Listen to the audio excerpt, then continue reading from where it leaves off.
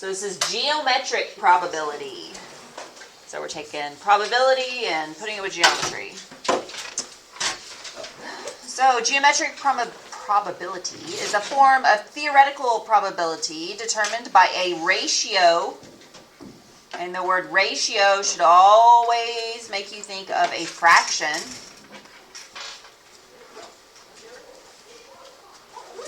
Of geometric measures such as length, area, or volume. So I'm going to go over 3 different types of geometric probability. One with length, one with angle measures. Oh, we're not using volumes. Lengths, areas, and we're going to go over angle measure. We're not going to go over volume. So it works the same as regular probability. Remember I was saying it's like what you want to happen over the total possibilities of things that could happen. So this time it's your target, which is again what you want to happen, like if you're throwing darts, where you want your dart to land, over the entire thing, the whole thing. Which is like what I've been saying for regular probability is what you want to happen over possibilities. So this is the target space over the entire space. So with length, what is the probability P of a point being on or between B and C? So the first thing I would do is identify the whole thing, because that tends to be the easiest. So the whole thing here is from A to D. That's the entire number line. And where do you want it to be? So a point being on or between B and C. Well, here's B, here's C. We want it somewhere in between there. So that's segment BC. So then if we do the probability, P equals, it's a fraction, which I'm going to set it up as the denominator is the whole thing, segment AD. The numerator is where we want something to end up, which is section BC. So these 3 examples I'm doing in the boxes are just the theoretical examples, so I'm not putting numbers in to calculate anything. This is just a representation. But it's exactly how it works. Geometric probability with angle measures. I think this one might be the easiest type, because it's with angle measures means that we're talking about a circle. And what's the total degrees in a circle? 360 degrees. So if we're doing geometric probability using a circle, and we're talking about angle measures, the whole thing is going to be 360 degrees, the whole circle. So the probability, it's a fraction, 360 degrees has to be the denominator because we're talking about the whole circle. What is the probability of a point being in the shaded region? So in here is this red space. So we would need a value there. But since we don't have one, I'm going to call it m degrees. The measure of the angle, or the central angle, is equal to the measure of the arc. That's the degrees of the angle there. So m degrees over 360 degrees. Or we can have geometric probability with using area. Works the same way. The probability is a fraction. What's the probability P of a point being in the unshaded region? Well, first we'll identify the whole thing is this large triangle. There I'm outlining red. So the area of the big triangle, that would be the denominator, the whole thing. And the unshaded region, that's the white triangle in the middle. That's where I want something to land. So this would be the area of the small triangle. So what you want to happen over what could, the entire possibilities. And to calculate that, clearly we would need dimensions on the triangles.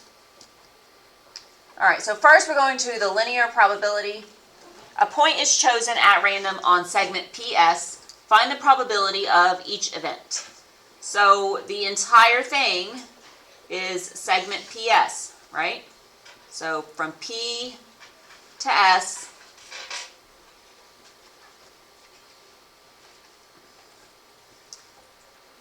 it would be the whole thing. So 7 plus 13 plus 5, which is 25. So that is obviously, you already know before you even read what it's asking you to find, that you need to know the entire length. So what's the probability that a point chosen randomly is on RS? So the probability equals, I'm going to do this as two separate. I'm going to do it this way, like that. So first I'm going to do this with letters. So we know PS is the whole thing. And we know that equals 25 units. And we want the point to land on RS. So here's R, here's S, anywhere in between there. So that section has a length of 5. So RS is the desired area, and it has a length of 5. And then finally, I would reduce that. I have 5 over 25, so 1/5. We have a 1 in 5 chance of landing in that section.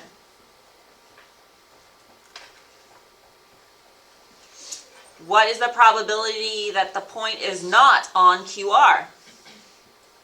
So if we want it to not be in QR, that means we don't want it here. Nowhere in the section QR. So that means it could be in section PQ, or it could be in section RS.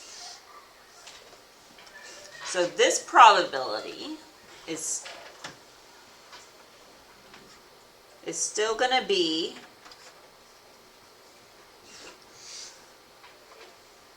have the total length of PS, which is 25. But this time it could land in section PQ, or it could land in section RS. So that means we're going to add those two values together. So it'll be 7 plus 5. So it'll be 12 out of 25.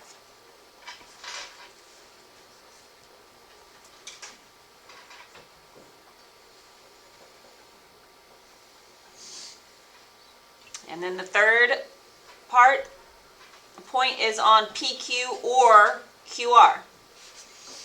So again, probability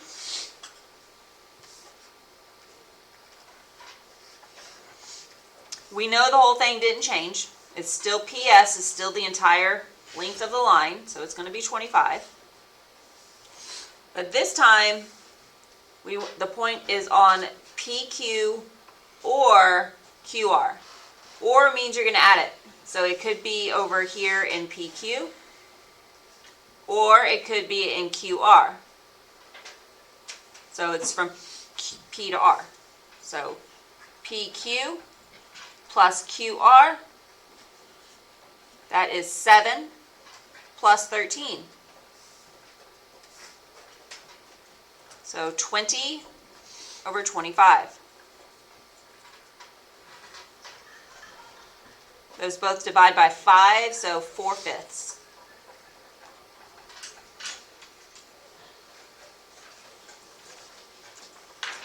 Okay. So part B and C both worked out the same way in how you solve them. You just have to read the question and think about it and maybe sketch it out. That could probably be helpful. And figure out, are you adding it together? Are you not using one section? What's happening? The next section is the circle probability. And again, I said, remember, a circle has 360 degrees to it. So we know the denominator is going to be 360.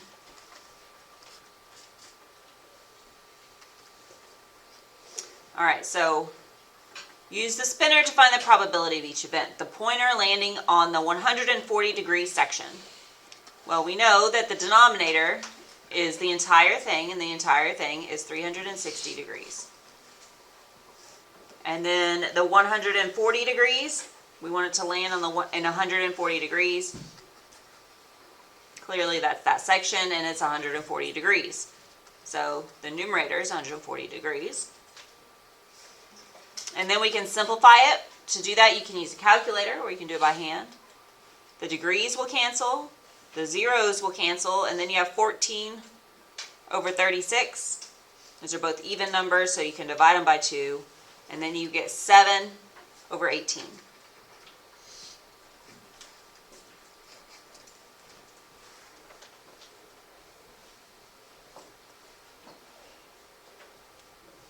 If you were doing it in your calculator, you could do 140 divided by 360. Press enter, it'll give you a decimal, and then you press math, enter, enter, and it will give you the reduced form fraction, 7/18. So then what is the probability that the pointer landing on 52 degrees or 60 degrees?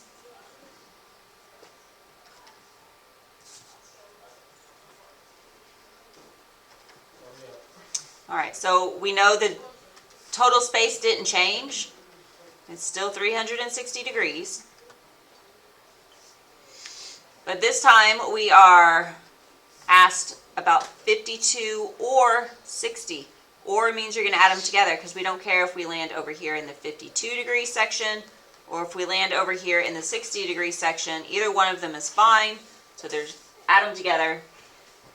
52 degrees plus 60 degrees, which gives us 112 degrees. And then simplify that. Get rid of the degrees, and we get 14 over 45.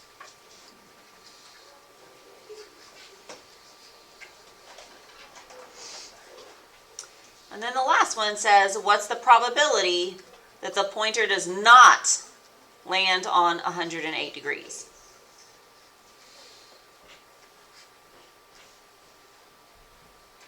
So you could do this, you could really set this up 2 different ways. You could say, well, we know 360 is the denominator. So you could look at your circle and be like, not on 108, so that's here, all the way around, all 3 of those sections. So you could add those up. You could say 60 plus 140 plus 52. And then, or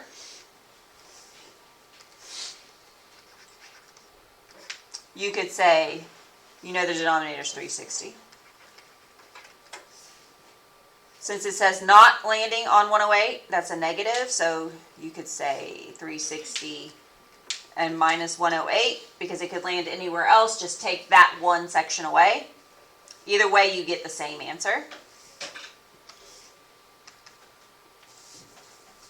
And it gives you 252 over 360,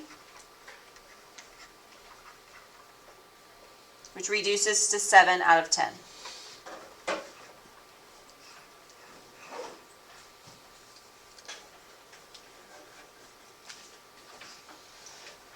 All right, so that was circle probability, and the last is area. Obviously, this is going to be the most tricky because you're going to have to use area formulas, but we are just using the basic shapes. This is nothing to do with surface area or volume, anything like that. Find the probability that a point chosen at random inside the rectangle is in each shape. Round to the nearest hundredth. All right, so the first one says, what is the probability of a point landing inside the circle? So the probability, and I'm going to go ahead and make this a C for circle. Here is the circle. Right? Looking at the circle. That's awful. Circle. What's the whole space? Well, the whole space is the rectangle, because it says the point has to be inside the rectangle. Doesn't want to change.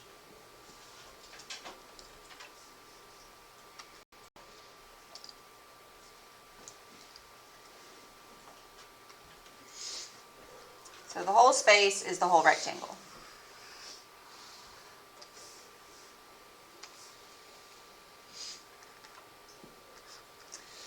All right, and then, so we have the area of the circle over the area of the rectangle.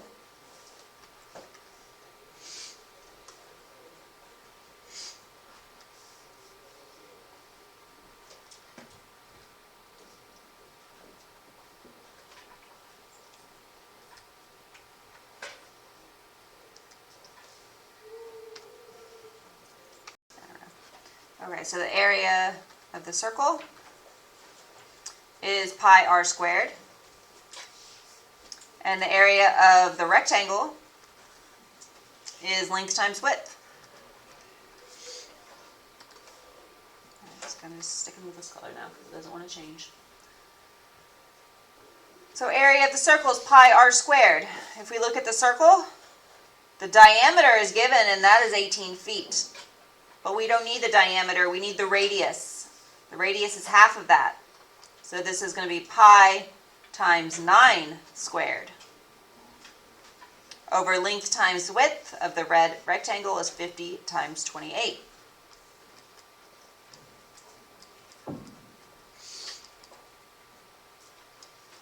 So then we get 254.47 for area of the circle, and we get 1400 for area of the rectangle. And we can reduce that to 0.18. Since we're rounding to the hundredth, we're going to leave it there. 0.18 or 18%. The next one says, what's the probability of landing in the trapezoid? So trapezoid is T, probability of the trapezoid. So I look at the trapezoid, it's right there, it's still inside the rectangle. The total is still the area of the rectangle, which is length times width. But on the top we have the area of the trapezoid. I'm going to use sub T, area of the trapezoid. Area of a trapezoid is 1/2 of the height times B1 plus B2.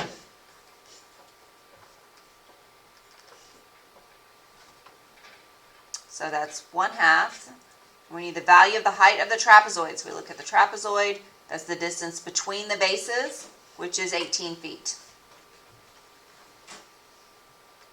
And then the B1 and B2, the parallel bases, so 34 feet and 16 feet.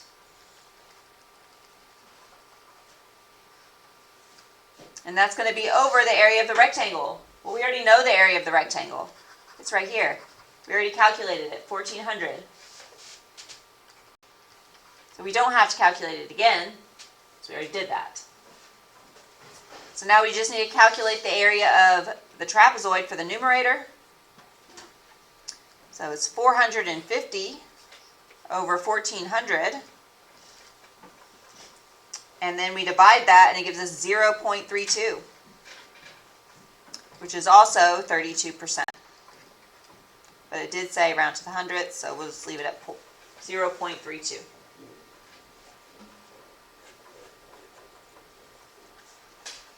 And then the last one is where you remove a section. This one's probably the trickiest because you have to remove. But if you just think about this as if you had a pair of scissors and a paper that had this printed on it, and what's the probability that a point chosen at random is in the shaded region? So I only want the gray space. I don't want this white space. So if you had that square on a piece of paper and you would cut out the middle with the scissors, you would be removing it, right? And in math, to remove something, to take it away, you use subtraction. So subtraction is your scissors. So that's what we need to do here. So we get the probability that it's in the shaded region, so we want to get rid of this in the middle. The total is going to be the area of the big square.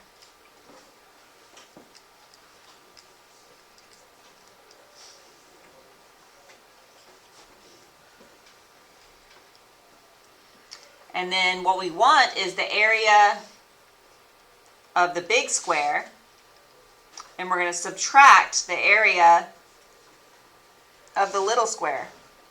Let's say small.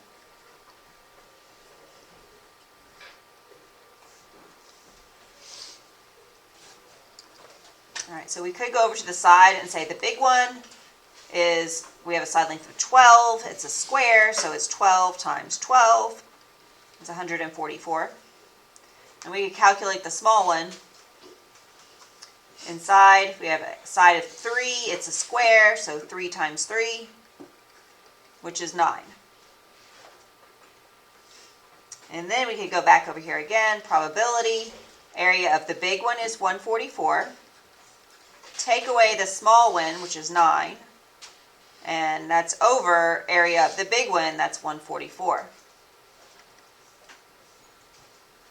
So we have 135 over 144, which is 15 over 16.